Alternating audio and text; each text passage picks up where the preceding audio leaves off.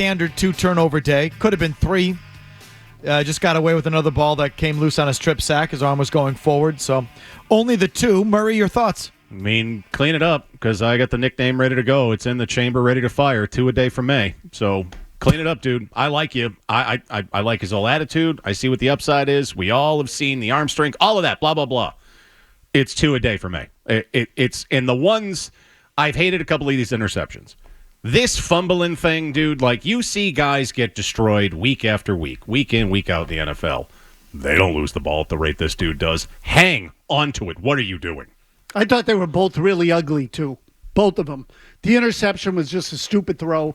And the fumble, he didn't put the ball away. He needed to protect it. Once he got touched and started to get wrapped up, he kind of just left his arm out and hanging there, and the ball came out. So, like, to me, it's a fair point now, a point in time, to look at this and say, okay, time to work on this seriously. They were already there, but everyone was willing to keep turning a blind eye to his mistakes because of all the promise. Yesterday, he didn't get anything.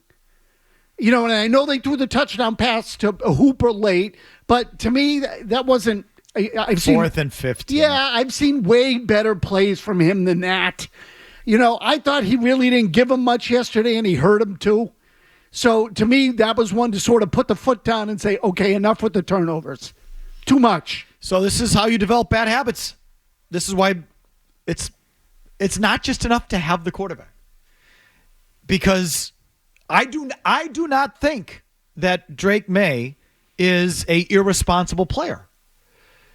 I think he's a playmaker, and so he'll turn it over sometimes, but I don't think he's irresponsible. Those fumbles? I think you're going to turn him in. I think the risk is that you turn him into an irresponsible player because he has to do so much. Yesterday felt irresponsible with that pick. Yes, he's being asked to do so much, he's the singular playmaker on the team, and so all of a sudden, he's going to fall into this. And, oh, by the way, when you're getting blown out, the turnovers don't really matter. They're low-leverage turnovers. So it's like he starts out in a place where he's not really this guy, but because so much of it is asked of him, and you're losing by 31 points, so you want him, taking some chances, because why not? And the next thing you know, he's turning the ball over 2 or 3 times a game, and everyone's like, it doesn't even matter. We were losing anyway. And the next thing you know, he's a guy that turns the ball over 2 or 3 times a game. That happens. And that's sort of the risk. You become Jameis Winston. If that's not a bad analogy. It's a good analogy.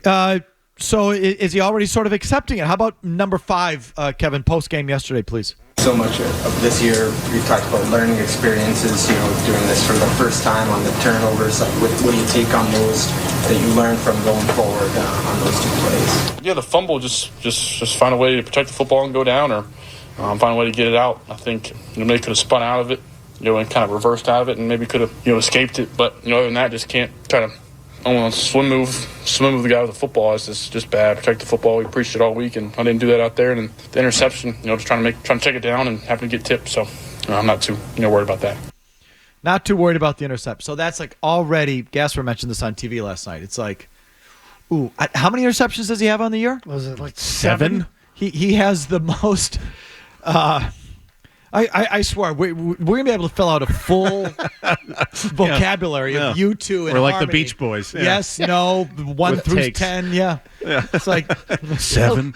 a linguistics DVD. And again, seriously, Kevin, if you got that, it's like Murray has the low end of the register. It's harmony. 7? Yeah. It's like, sounds like the Everly Brothers. Yeah. 7? Yeah.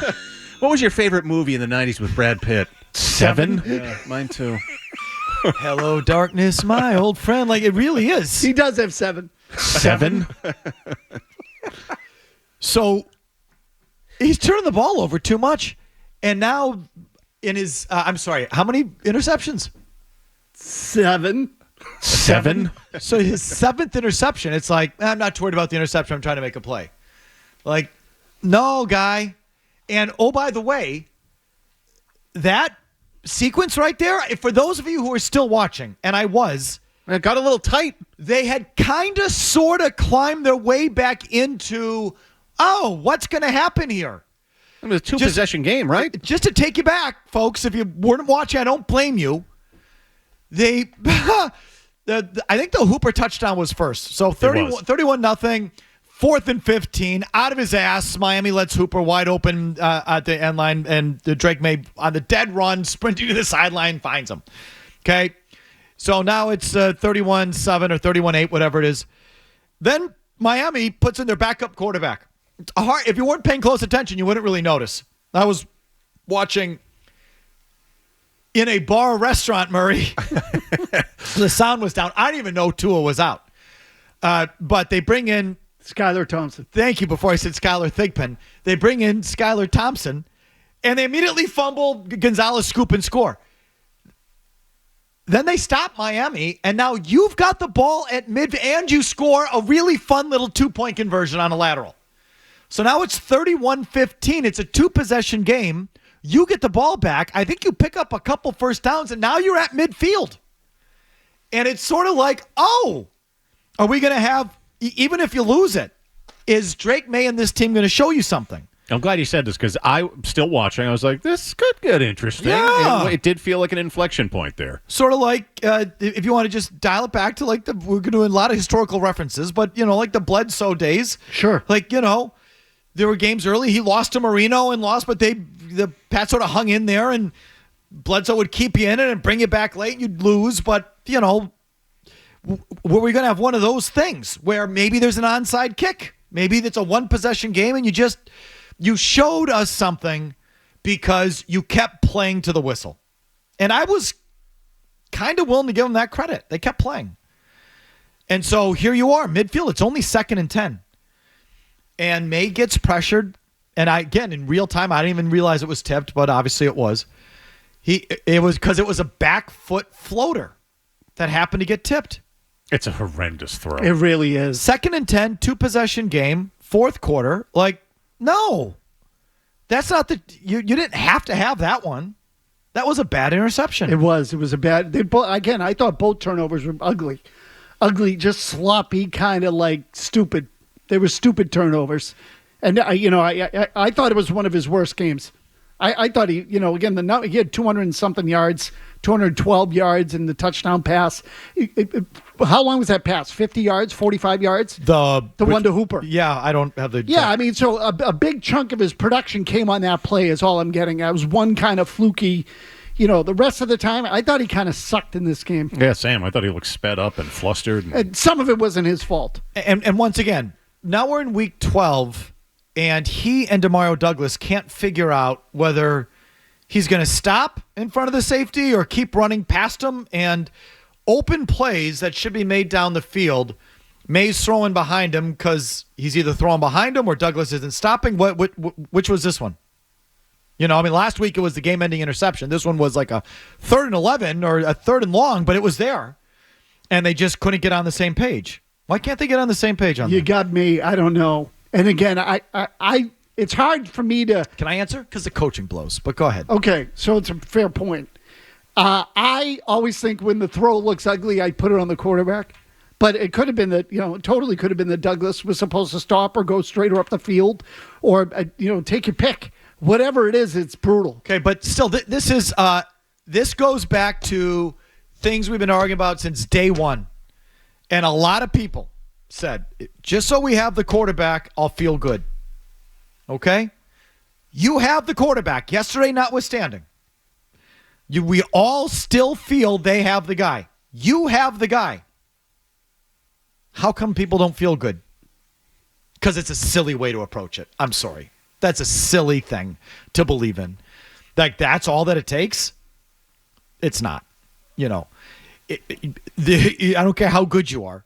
You got to be supported. You've got to be supported by the right coaching, by the right program, by players around you. Certainly, if you are a great quarterback, you will elevate what's around you, but you can only do so much, and no quarterback would be able to elevate this kind of team. And so, you all know that. So it's not just having the quarterback. It doesn't feel right, and you got the guy. In fact, they drag him down. And that's what you now need to worry about. Yeah, that's what yesterday was. That you're going to drag him down.